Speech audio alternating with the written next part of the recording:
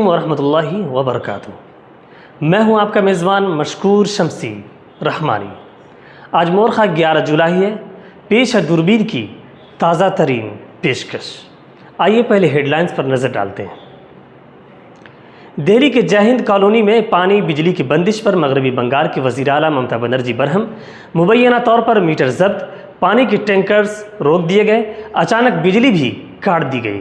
क्या है पूरा मामला, देखिए आज की दूरबीन में। आरएसएस चीफ के 75 साल वाले बयान पर कांग्रेस का सख्त रद्द-ए-अमल। कांग्रेस ने बयान को नरेंद्र मोदी के लिए इशारा और सियासी खुशखबरी करार दिया। पवन खेड़ा ने कहा कि 11 सितंबर से निजात का आगाज, 17 को आज़ादी मिलेगी। जयराम रमेश ने तंज करते हुए कहा कि एक तीर दो निशाने लगे हैं। तफसीलात दूरबीन में देखिए।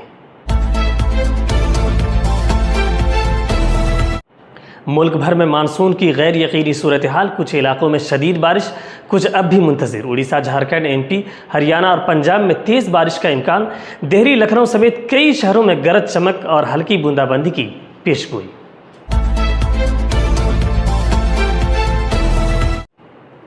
ऑपरेशन सिंदूर में भारतीय नुकसान के दावे पर अजीत डोभाल की दो टोक तरदीद। पाकिस्तान के प्रोपेगेंडे और बैनुल अक़वामी मीडिया की रिपोर्ट्स को बताया बेबुनियाद। तफसीलात आज की दूरबीन में ज़रूर देखिए। एप्पल के नए सीईओ बने भारतीय निजात सबी खान। मुरादाबाद से आलमी सतह तक का सफ़र। 30 साल से कंपनी से वाबस्ता सबी खान ने जेफ विलियम्स की जगह ओहदा संभाला। ईरान इसराइल जंग 2.0 के बादल मंडराने लगे। किसी भी वक्त हमले का खदशा। ईरानी शहरों में धमाकों के बाद इसराइल पर जवाबी कार्रवाई के आसार, खुफिया एजेंसियां अलर्ट। तफसीलात जरूर देखिए। पाकिस्तानी अदाकारा हुमैरा असगर की 9 माह पुरानी सड़ी गली लाश फ्लैट से बरामद। कराची के अपार्टमेंट में अक्टूबर 2024 में हुई मौत का शुबा जाहिर किया गया। पड़ोसियों को बदबू तक महसूस न होना पुलिस के लिए बड़ा मुअम्मा बन गया।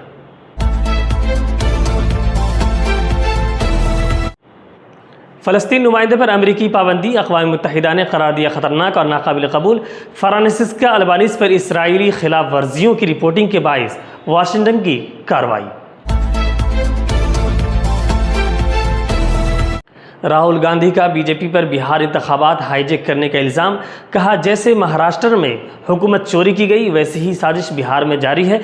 उन्होंने मज़ीद क्या कुछ कहा, तफसीलात में ज़रूर देखिए। कौमी सतह की टेनिस खिलाड़ी राधिका यादव को वालिद ने गोली मारकर कत्ल कर दिया। सोशल मीडिया और एकेडमी चलाने पर नाराज़गी। दीपक यादव ने जुर्म का एतराफ़ किया। गांव वालों के ताने और बेटी की कमाई पर तंज ने ज़हनी दबाव में मुब्तला किया। आइए अब खबरों को फ़िक्र नज़र की दूरबीन की मदद से ज़रा तफसील से देखते हैं। मगरबी बंगाल की वज़ीर आला ममता बनर्जी ने दिल्ली के वसंत कुंज इलाके की जय हिंद कॉलोनी में मुबैना हरासानी के वाक़यात पर शदीद तशवीश का इजहार किया है। उन्होंने इल्ज़ाम आयद किया है कि वहाँ पानी की फराहमी बंद कर दी गई, बिजली के मीटर जब्त किए गए और 2 रोज़ कबल अचानक बिजली काट दी गई। उनके मुताबिक रहायशों ने जब खुद से पानी का बंदोबस्त किया तो दिल्ली पुलिस और RAF ने उन टैंकरों को कॉलोनी में दाखिल होने से रोक दिया।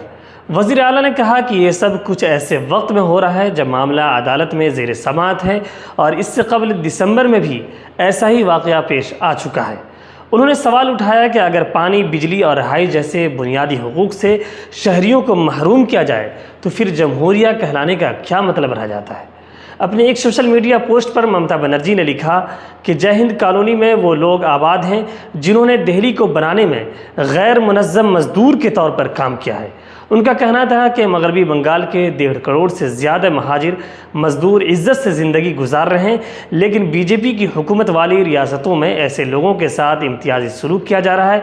ममता ने इल्ज़ाम लगाया कि बीजेपी ने जब बंगाल में बंगालियों को उनके हुकूक से महरूम करने की कोशिश में नाकामी देखी तो अब वही रवैया मुल्क के दीगर हिस्सों में अपनाया जा रहा है। उन्होंने गुजरात, महाराष्ट्र, उड़ीसा और मध्य प्रदेश समेत कई रियासतों में ऐसे अफराद के साथ पेश आने वाले वाक़यात का जिक्र करते हुए कहा कि अब ये तर्ज अमल दिल्ली तक पहुंच चुका है। उन्होंने ऐलान किया कि वो इस मसले पर हर प्लेटफॉर्म पर उठाएंगे और हर मजलूम के साथ मगरबी बंगाल की हुकूमत खड़ी है। राष्ट्रीय स्वयंसेवक संघ यानी आरएसएस के सरबराह मोहन भागवत के इस बयान पर कांग्रेस ने शदीद रद्द-ए-अमल जाहिर किया है, जिसमें उन्होंने कहा था कि जब कोई शख्स 75 वर्ष की उम्र को पहुंच जाए तो उसे दूसरों को मौका देना चाहिए। कांग्रेस ने इस बयान को न सिर्फ वज़ीर आज़म नरेंद्र मोदी के लिए इशारा करार दिया, बल्कि उसे एक सियासी खुशखबरी से भी ताबीर किया। पवन खेड़ा ने वीडियो पैगाम में कहा कि मोहन भागवत ने एक खुशखबरी दी है कि 75 साल की उम्र के बाद इंसान को दूसरों को मौका देना चाहिए। खुशखबरी इसलिए है कि 11 सितंबर को मोहन भागवत खुद 75 साल के हो रहे हैं और 17 सितंबर को नरेंद्र मोदी। मैं अक्सर सोचता हूं कि अगर नरेंद्र मोदी सियासत में ना होते तो कहाँ होते। शायद वो बॉलीवुड में होते, लेकिन वो बॉलीवुड में नहीं गए और बॉलीवुड बच गया लेकिन मुल्क नहीं बच पाया। दोस्तों, कल मोहन भागवत जी ने एक खुशखबरी दी। अक्सर वो खुशखबरी देने के लिए नहीं जाने जाते, लेकिन कल दी।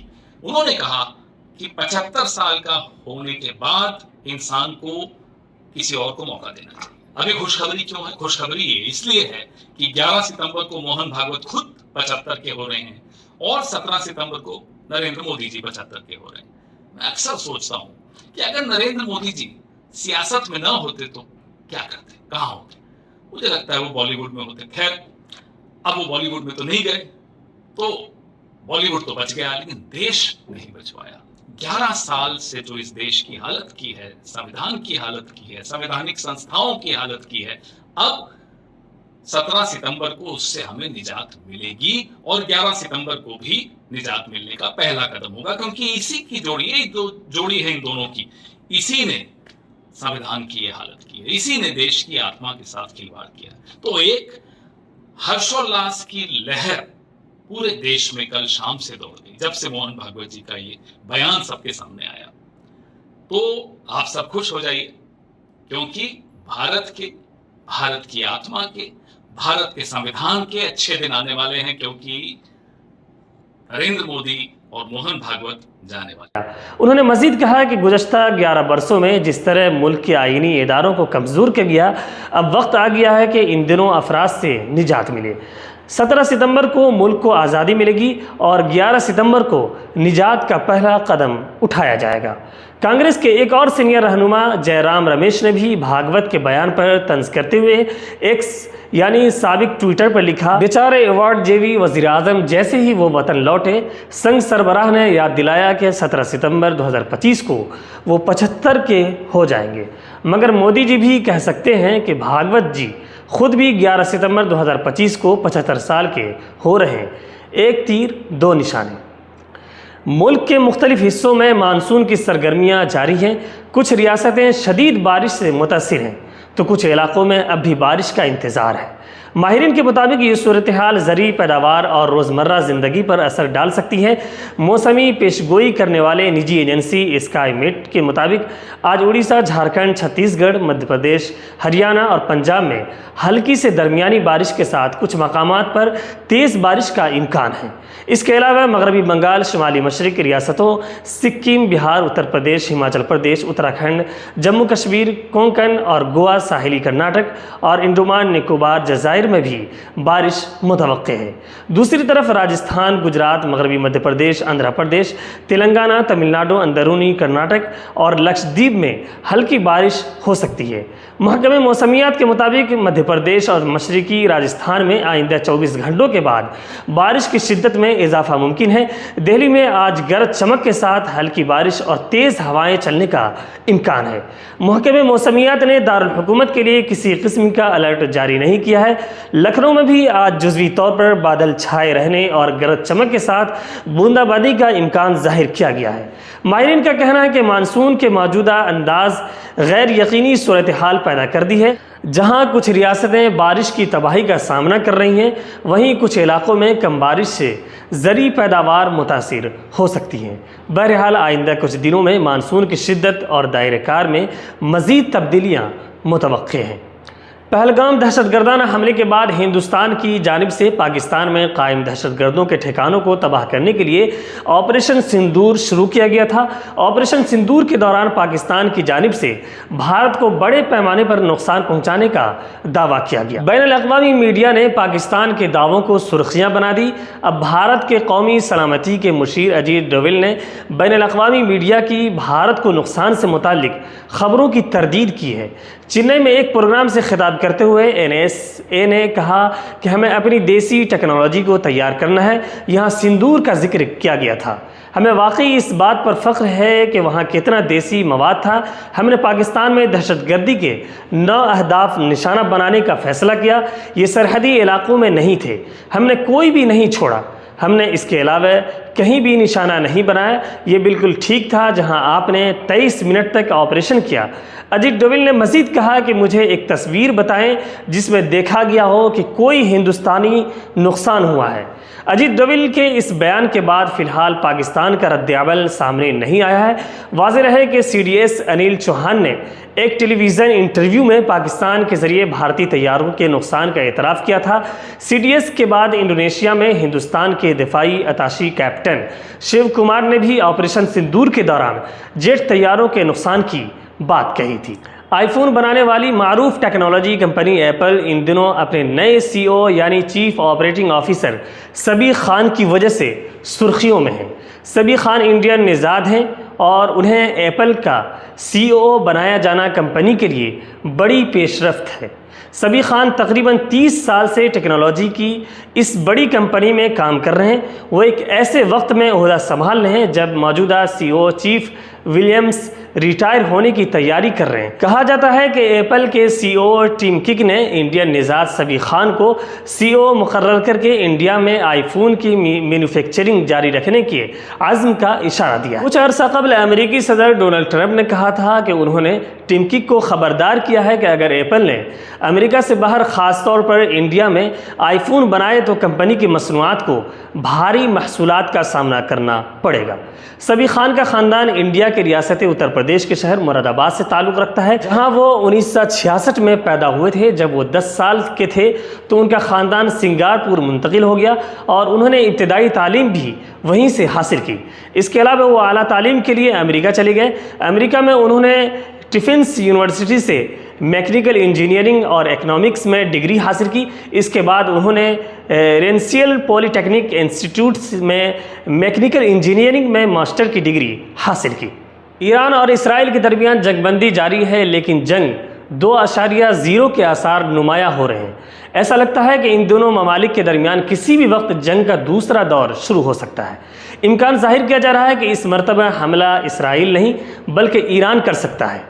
ईरान के इस हमले का सबब वो धमाके बनेंगे जो ईरानी शहरों में गुज़श्ता 6 दिनों से लगातार हो रहे हैं। एक मीडिया रिपोर्ट में बताया गया है कि मुख्तलिफ शहरों में हो रहे धमाकों को ईरान जंगबंदी के खिलाफ वर्जी करार देते हुए इसराइल पर हमला कर सकता है। ईरानी हमले का अंदेशा इसलिए भी बढ़ गया है क्योंकि सुप्रीम लीडर आयतुल्लाह अली खामनाई की फ़ौज ने गुज़श्ता जंग से सबक लेते हुए अपनी कमज़ोरियों को बहुत हद तक दूर कर लिया है। ज़राए के मुताबिक ईरान के बुशहर में लगातार आसमान में कुछ नामालूम शय दिखाई दे रही हैं। नतीजाकार ईरानी डिफेंस सिस्टम फ़ाल हो चुका है। एयर डिफेंस ने कई इंटरसेप्टर मिसाइलें फायर भी की हैं। तेहरान में कुछ धमाकों की रिपोर्ट भी सामने आई है। एक रहायशी इलाके में भी धमाका से इमारत में आग लग गई है।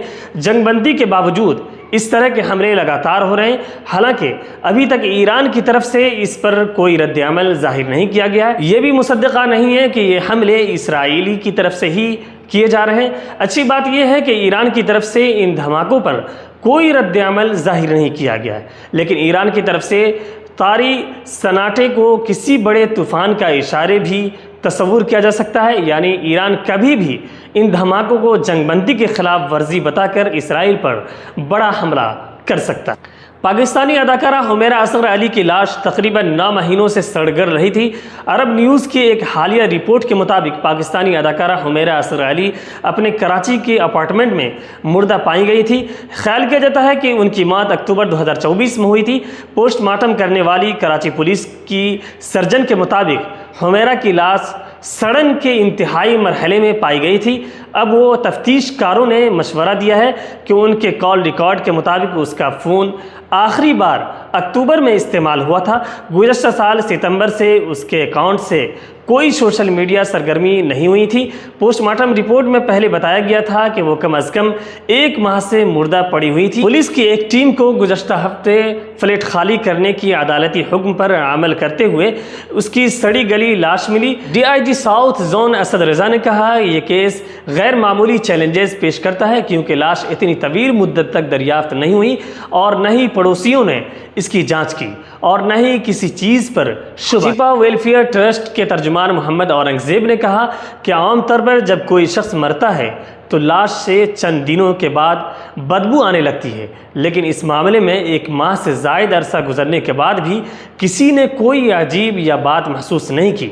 उन्होंने कहा कि जब पुलिस ने हमें लाश ले जाने के लिए बुलाया तो ये सड़ रही थी और बदबू नाकाबिले बर्दाश्त थी। हुमैरा 32 साल की थी। हुमैरा असगर अली की अहल खाना ने कराची की आला तरीन डिफेंस हाउसिंग सोसाइटी के एक अपार्टमेंट से मशकूक हालात में लाश मिलने के बाद उनके बाक़ियात का दावा करने या दफनाने से इनकार कर दिया था। ताहम हुमैरा के भाई तदफीन के लिए आगे आए हैं। अक़वाम मुत्तहिदा के तर्जुमान स्टीफन दुजार्क ने इंसानी हुकूक़ के एक माहिर पर अमेरिका की जानिब से लगाई गई पाबंदियों को नाकाबिल कबूल और ख़तरनाक करार दिया है।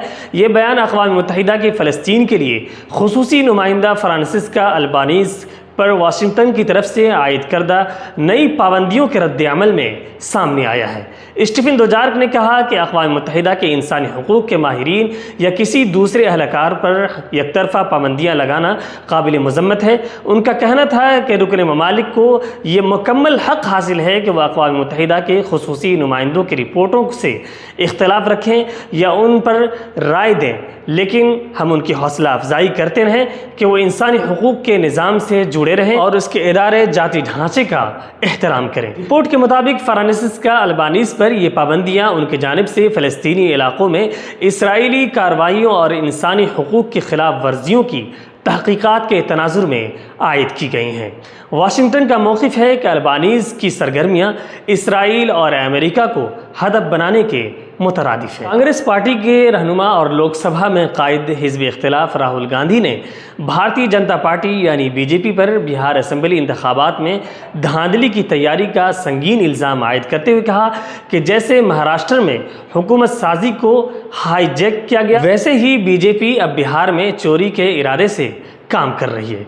राहुल गांधी ने यह बयान आईन बचाओ समावेश प्रोग्राम के दौरान दिया, जहां उन्होंने इलेक्शन कमीशन की गैर जानिबदारी पर भी सवाल उठाया। उन्होंने कहा कि इलेक्शन कमीशन अपना फ़र्ज़ अदा करने के बजाय BJP के मफाद में काम कर रहा है। उनके मुताबिक BJP मुल्क के आम आवाम की नहीं, सिर्फ 5 या 6 बड़े सरमायादारों के लिए हुकूमत चला रही है। राहुल गांधी ने कहा कि इंडिया इत्तेहाद, जिसमें कई हिज़्ब इख्तिलाफ की जमातें शामिल हैं, ने BJP को बिहार में इंतखाब चोरी करने से रोकने का फैसला किया है। उनका कहना था कि BJP पूरे मुल्क में आईन पर हमला कर रही है और बिहार में भी इंतखाबात को हाईजैक करने की तैयारी हो रही है, लेकिन हम इसे कामयाब नहीं होने देंगे। बिहार में इस साल के आखिर में असेंबली इंतखाबात मुतवक्के हैं और इससे कबल BJP और दीगर जमातों के दरमियान सियासी गर्मा गर्मी बढ़ती जा रही है। राहुल गांधी के मुताबिक इंडिया इत्तेहाद रियासत में BJP की हर चाल का सियासी तौर पर जवाब देगा और जमहूरियत को मजबूत करेगा। उन्होंने BJP पर कबायली हुकूक को नज़रअंदाज करने का इल्ज़ाम भी लगाया। उन्होंने कहा कि पानी, जंगल और ज़मीन आदिवासियों की है और उन्हीं की रहेंगी। गुरुग्राम सेक्टर 57 में एक ऐसा वाक़या पेश आया जिसने पूरे शहर को हिला कर रख दिया। रियासती सतह की टेनिस खिलाड़ी राधिका यादव को उनके वालिद दीपक यादव ने गोली मारकर हलाक कर दिया। ये वाक़या सुबह 10:30 बजे के करीब पेश आया, जब राधिका अपने घर की पहली मंजिल पर किचन में काम कर रही थी। उस कत्ल की वजह इतनी दिल दहला देने वाली है कि सुनकर हर कोई हैरान रह जाता है। सोशल मीडिया और एकेडमी से नाराज़गी थी। राधिका यादव टेनिस एकेडमी चलाती थीं, वो सोशल मीडिया पर रील्स लगाती थीं। यही चीज़ उसके वालिद दीपक को परेशान करती थी। उसने महसूस किया कि इससे ख़ानदान की साख को ठेस पहुंच रही है। FIR के मुताबिक जब दीपक ने राधिका को एकेडमी बंद करने को कहा तो उसने इनकार कर दिया। गांव वज़ीराबाद में जब वो दूध लेने गया तो लोगों के ताने दीपक को मज़ीद गुस्सा में डाल दिए थे, जिसकी वजह से वो ज़हनी दबाव का शिकार हो गया। पुलिस में दर्ज एफआईआर के मुताबिक दीपक यादव ने जुर्म का एतराफ़ करते हुए कहा कि गांव वाले उसकी बेटी राधिका को उसकी कमाई पर ताने देते थे। राधिका एक होनहार टेनिस खिलाड़ी थी जिसने कई कौमी सतह की ट्रॉफियां जीती थी। कंधे की चोट के बाद उसने खेल छोड़ दिया और अपनी टेनिस एकेडमी शुरू की, लेकिन गांव वालों के ताने वो लड़की कमाई खा रहा है, दीपक को ज़हनी तौर पर तोड़ रहे थे। रिपोर्ट्स ये भी बताती हैं कि राधिका के मुल्जिम वालिद ने एक म्यूज़िक वीडियो पर एतराज़ किया था जिसमें राधिका के साथ एक आज़ाद फनकार इनामुल हक को देखा गया था। वो इस पर बार बार झगड़ते रहे थे। मुल्जिम चाहता था कि राधिका इस वीडियो को सोशल मीडिया अकाउंट से डिलीट कर दे। वाक़या के दिन दीपक ने अपना लाइसेंस याफ्ता 32 बोर का रिवॉल्वर निकाला और राधिका की कमर में 3 गोलियां चलाईं। उस वक्त घर में सिर्फ दीपक, राधिका और उनकी मां मंजू यादव मौजूद थी। मंजू बुखार की वजह से अपने कमरे में थी और उसने सिर्फ गोली चलने की आवाज़ सुनी। गोली चलने की आवाज़ सुनकर दीपक का भाई कुलदीप और उसका बेटा मौके पर पहुंच गए। उन्होंने राधिका को खून में लथपथ पाया और उसे फौरी तौर पर सेक्टर 56 में एशिया मेरियांगो अस्पताल ले गए, जहां उसे मुर्दा करार दे दिया गया। पुलिस ने जाए वक़ूआ से एक रिवॉल्वर, खून के नमूने और झाड़ू कब्जे में ले लिया। फिंगरप्रिंट माहिरीन की टीम ने भी तहकीकात की। शुरू में ख़ानदान ने पुलिस को गुमराह करने की कोशिश की और कहा कि राधिका ने खुद को गोली मारी, लेकिन सख्त पूछगछ और शवाहिद की बुनियाद पर दीपक ने जुर्म का एतराफ़ कर लिया। पुलिस ने दीपक के खिलाफ कत्ल की दफ़ा 103 यानी 1 BNS और आर्म्स एक्ट 54 1959 की दफ़ा 27 यानी 3 के तहत मुकदमा दर्ज किया। हम दूरबीन पर नाजरीन का शुक्रिया अदा करते हैं। आप मुझसे और हमारे साथियों से फेसबुक पर भी रब्ता कर सकते हैं। हमारा फेसबुक पेज है फ़िक्र-ओ-नज़र TV। अगर अब तक आपने फ़िक्र-ओ-नज़र TV को सब्सक्राइब नहीं किया है तो कर लें और बेल आइकन पर भी क्लिक कर दें ताकि बर वक्त आपकी आवाज़ आप तक पहुंच सके। शुक्रिया।